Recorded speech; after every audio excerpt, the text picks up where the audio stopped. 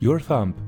It goes from here to here. This bigger screen goes from here to here. The backside panning of your black iPhone 5 goes from here to every rough surface you put it on. iPhone 5. Buy now! The iPhone 5. Either you hated it or you loved it. There was nothing in between. I personally absolutely loved it, even though I couldn't afford it back in the good old days of 2012. Got a Samsung Galaxy instead that blew up in my hands, but this is a whole different story. The first thing you notice when you take a look at this device, well, after the missing paint, might be that it comes with a bigger display. Its predecessor, the iPhone 4S, came with a 640 by 960 pixel screen. The iPhone 5, on the other hand, featured a 640 by 1136 pixel screen. This made it possible to fit another line of applications onto every home screen page. Also, applications and videos on the internet made so much more fun, since you now just had more space and a way more common screen ratio. By the way, when I say videos on the internet, I obviously mean news videos and tech tutorials. Should be completely obvious. Above that, it was way lighter and thinner than the iPhone 4S. And a lot of people criticized that now the iPhone wouldn't feel as worthy as before. But what should Apple do? Put budgie sand into it to make it heavier? On the backside, the iPhone 5 featured a combination of glass and aluminium now. Also, in comparison to the iPhone 4S, it came with an improved chipset. It came with the Apple A6, which ran iOS 6 so smoothly that I still find it fascinating 10 years later.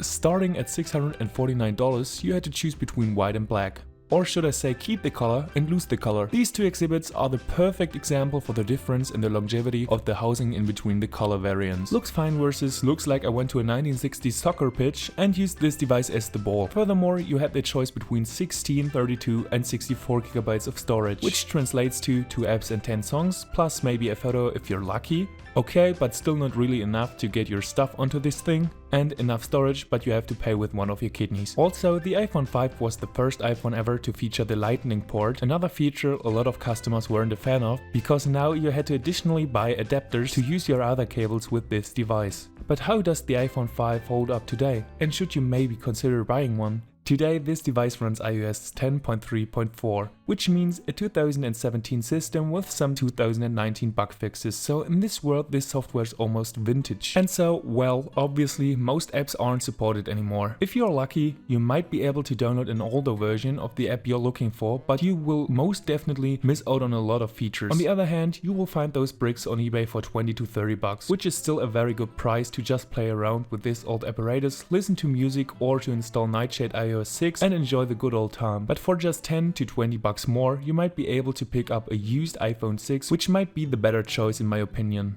All in all, I would say that the iPhone 5 is the last historic artifact that featured the old classic iOS, and back in the days it has been a very good and futuristic device with just a few issues, especially in comparison to other models. If you want to find out more about older iPhones and iPods, check out my other videos. What do you think about the iPhone 5? Let me know in the comments, and don't forget to like this video and to subscribe to my channel. Adios amigos.